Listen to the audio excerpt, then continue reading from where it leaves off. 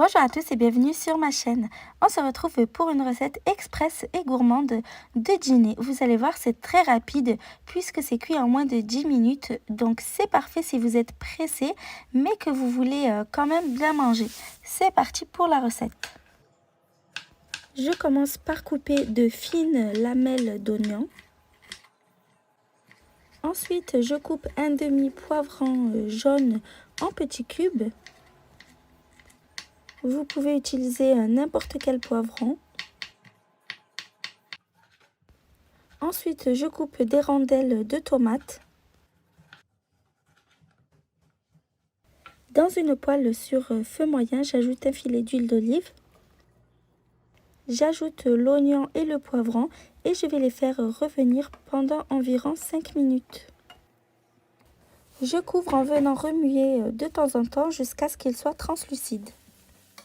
Pour d'autres idées de recettes, je vous invite à vous abonner à ma chaîne en activant la cloche de notification, je publie régulièrement. Pendant ce temps, je coupe finement un petit bouquet de coriandre. Si la recette te plaît, n'oublie pas de mettre un petit pouce bleu pour m'encourager. Ensuite, je vais prendre 2 tranches de charcuterie. Vous pouvez utiliser la charcuterie de votre choix. Et je vais couper de tout petits cubes.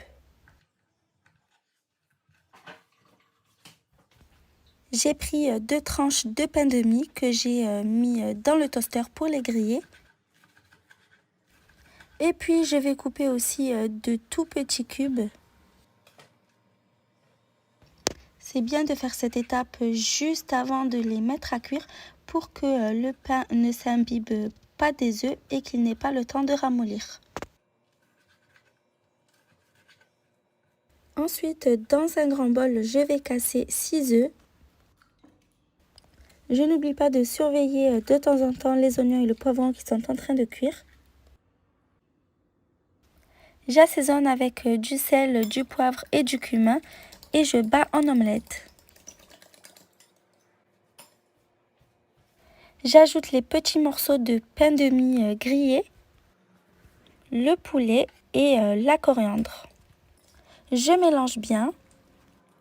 Dites-moi dans les commentaires si vous pensez essayer la recette. Quand les oignons et le poivron sont translucides, j'ajoute les rondelles de tomates. Je les dépose une à une sur toute la surface. Et puis directement après, j'ajoute le mélange que je viens de faire dans le bol à base d'œufs. Je vais couvrir et laisser cuire tranquillement sur feu doux. Après 2 à 3 minutes ou quand la surface commence à être sèche, j'ajoute le fromage râpé. J'ai utilisé à peu près 50 grammes et le fromage que j'utilise, c'est de la mozzarella. Ensuite, je vais recouvrir et laisser cuire 2 minutes supplémentaires avant d'éteindre le feu et de laisser encore 2 minutes, le temps que le fromage ait bien le temps de fondre. Et voilà, bon appétit! J'espère que la recette vous a plu. Si c'est le cas, comme d'habitude, n'oubliez pas de commenter, de partager et de liker. À bientôt!